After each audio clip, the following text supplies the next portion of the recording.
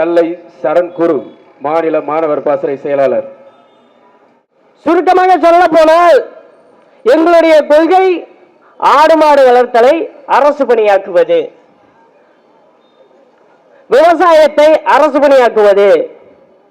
இப்படி சொல்லும் போது என்ன பண்றாங்க, அது எப்படி சாத்தியம், அதான் எப்படி முடியும்? ஆடு மாடு வளர்க்கறதெல்லாம் அரசு பணியானா எல்லாரும் ஆடு மாடு தானே வளர்த்துட்டு இருக்காங்க, அதை எப்படி உங்களால சாத்தியப்படுத்த முடியும்? எல்லா வீட்லயும் இருக்கு. தற்கொலை மாதிரி வச்சா இப்படித்தான் தெரியும். கொஞ்சம் சிந்திச்சு பாருங்க. நம்ம எல்லா இடத்துலயும் இந்த சுற்றுவட்டார பகுதிகளில் பன்னாட்டு நிறுவன குத்தகைக்கு எடுத்து பல நிறுவனங்களை வச்சிருக்காங்க. அதே போல நிலமும் வளமும் சார்ந்த தொழிற்சாலைகளை கட்டமைக்கணும். அந்த தொழிற்சாலையை கட்டமைக்கணும்னா அங்க ஒரு ஸ்ட்ரக்சரல் இன்ஜினியரிங், சிவில் இன்ஜினியரிங் படித்த பொறியாளர்கள் தேவைப்படுவார்கள். அந்த இடத்துல அவர்களுக்கு வேலை. அது மட்டுமா, எலக்ட்ரிக்கல், அந்த இடத்துக்கு என்ன சும்மா கரண்ட் வந்துருமா? எலக்ட்ரிக்கல் எலக்ட்ரானிக்ஸ் படிச்சவங்களுக்கும் அங்க இருக்கும் அரசு வேலை. எத்தனையோ படித்த பட்டதாரிகள் தேவைப்படுவார்கள். இந்த தொழிற்சாலையின் மூலமாக தயாரிக்கின்ற, அதாவது பால் பண்ணையாக இருந்தாலும் சரி, வேறு ஏதாவது பனை சார்ந்த பொருட்களாக இருந்தாலும் சரி, அவற்றை வெளிநாடுகளுக்கு, வெளி மாநிலங்களுக்கு, அண்டை மாவட்டங்களுக்கு ஏற்றுமதி இறக்குமதி செய்யவும் விநியோகம் செய்யவும் வணிகம் படித்த, பொருளியல் படித்த பட்டதாரிகள் தேவைப்படுவார்கள். பால் பண்ணை இது சம்பந்தமானதுக்கு மட்டும்தான். இதை போல ஒவ்வொரு பணிகளையும் நாம அரசு பணிகளாக மாற்றலாம்.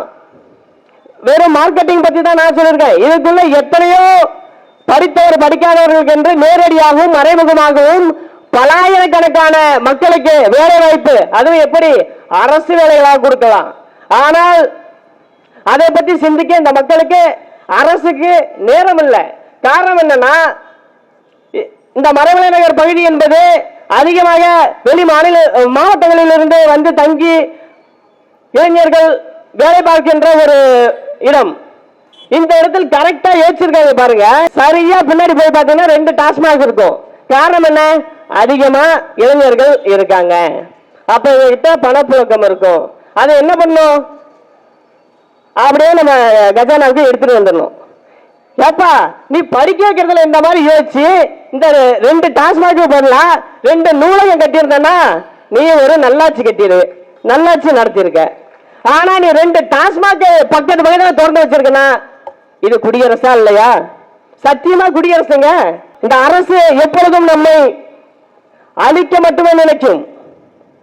இந்த அரசிற்கு மக்களின் மீது எப்பொழுதும் அனுதாபம் கிடையாது. அவர்கள் தங்களுடைய லாபத்திற்காக மட்டும்தான் சிந்திப்பார்கள். சமீபத்தில் ஒரு கட்சியுடைய நிகழ்வுக்கு போயிட்டு 40 மக்கள் இறந்துட்டாங்க. இது ஒரு விபத்து. இதை பத்தி நாம சொல்ல, இதுக்கு மேல நாம அதை தெளிவா சொல்ல வேணாம். ஆனாலும் அந்த விபத்திற்கு பொறுப்பேற்று நான் இதற்கு பொறுப்பேற்கிறேன், இதுக்கு ஒரு மறைமுகமாக நாங்களும் காரணமாகிவிட்டோம் என்ற அடிப்படை கூட தெரியாம, அதற்கும் பொறுப்பேற்காம ஒருத்தர் ஓடுகாலியாட்ட ஓடிட்டாருங்க. அவர் மட்டும் இல்ல, கூட இருந்த பொதுச் செயலாளருக்கானோ துணை பொதுச் செயலாளருக்கானோ எங்கடான்னா 15 நாளைக்கு மேல யாருமே வெளியில வரல, தலைவரும் ஆயிட்டாங்க. 16வது நாள் ஒருத்தர் காரியம் முடிச்சுட்டு வராரு, அவனுக்கு ஸ்வீட் கொடுத்து மாலை போடுறானு. எதுக்கு? ஓடி ஒளிஞ்சதுக்கு. இப்ப 1 மாசம் ஆகுது. இப்ப 28ஆம் தேதி சந்திக்க போறாங்க. எங்க? பனையூர்லயா. வெள்ளத்துல பாதிக்கப்பட்டாலும் மக்கள் பனையூருக்கு வரணும். ஏதாவது நலத்திட்ட உதவிகள் வாங்கணும்னாலும் மக்கள் பனையூருக்கு வரணும். நீ கூடுதல சிக்கி செத்தாலும் அந்த குடும்பத்தில் இருக்கிறவங்க பனையூருக்கு வரணும். ஏன் அவர் வெளியில வரமாட்டாரா? ஏன்? இது தொடர்பாக அவர்கள் வெளிப்படையாக மக்களிடம் மன்னிப்பு கேட்டால் அவர்களுடைய பர்சனாலிட்டி குறைஞ்சிடும், பொலிட்டிக்கல் பர்சனாலிட்டி குறைஞ்சிடும், அவருடைய ஊடகங்கள்ல பெரிதுபடுத்திருக்கக்கூடிய அந்த பின்பம் உடைக்கப்படும். அதனால இவர் வாய் திறக்க மாட்டாரு. அப்படி என்னடா எனக்கு பெரிய பிராண்டு, அந்த பிராண்டை உடைக்கிறதுல தாண்டா எனக்கு ஸ்பெஷலிஸ்ட். ஏப்பா, 2009 தமிழின படுகொலைக்கு பிறகு காங்கிரஸ் கட்சி இந்த மண்ணில் வேரூன்ற கூடாது என்று நாங்கள் முடிவெடுத்தோம். 2014 62 இடங்களில் காங்கிரஸ் போட்டியிட்டது. அந்த அத்தனை இடங்களிலும் காங்கிரசுக்கு எதிராக அண்ணன் சீமான் அவர்கள் பிரச்சாரம் செய்தார். காங்கிரஸ் ஒரே ஒரு இடத்துல தான் வென்றுச்சு, நாகப்பட்டினம் மாவட்டத்தில். ஏன் வாஷ் அவுட் பண்ணோம்? காரணம் என்ன?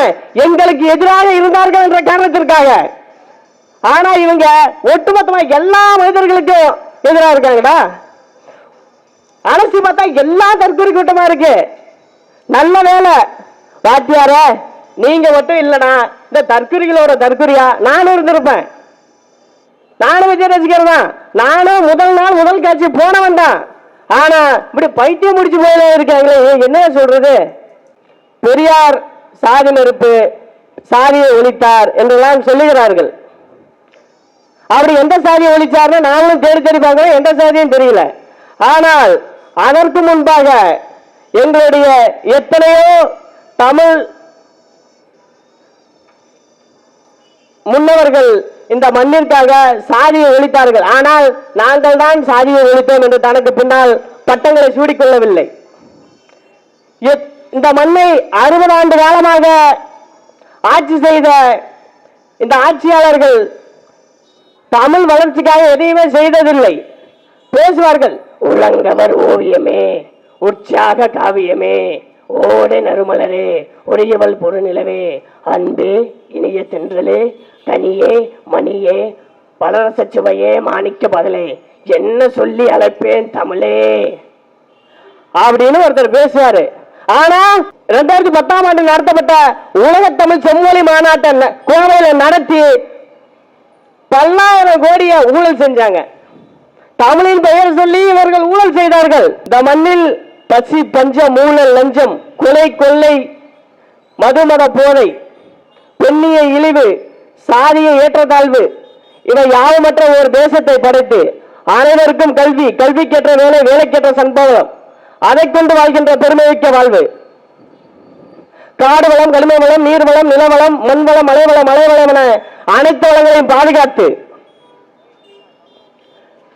ஒரு புதிய தேசத்தை உருவாக்கி அந்த தேசத்தில் நாமும் வாழ வேண்டும் என்பது எங்களுடைய கொள்கை. அந்த தேசத்தை கட்டியமைப்ப நாங்கள் உறுதியாக வெல்லுவோம். அதற்காக வேணும் நாங்கள் நிச்சயம் வெல்லுவோம்.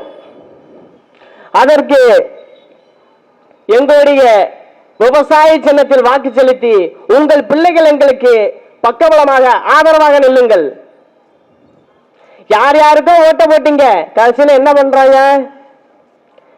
மழை வெள்ள பாதிப்பு வருஷம் நடக்குது. போன வாரம் கூட பெய்ஞ்ச மழைக்கு சென்னை நகரங்கள்ல எத்தனையோ இடங்கள்ல சாலையில சேரு. குறைந்தபட்சம் வடிநீர் மழைநீர் வடிகால் வாரியங்கள் கூட இவர்கள் கட்டுப்பாட்டில் சரியாக செயல்படவில்லை. மொத்தமாக இன்ஃப்ராஸ்ட்ரக்சரே இங்க டேமேஜா இருக்கு. அந்த அடிப்படை அமைப்பு அரசியல் மாற்றத்திற்காக உங்கள் பிள்ளைகள் நாங்கள் ஓடோடி வந்திருக்கின்றோம். நாங்கள் உங்களிடமிருந்து உங்களுக்காக உங்களின் உரிமைக்காக வந்தவர்கள்.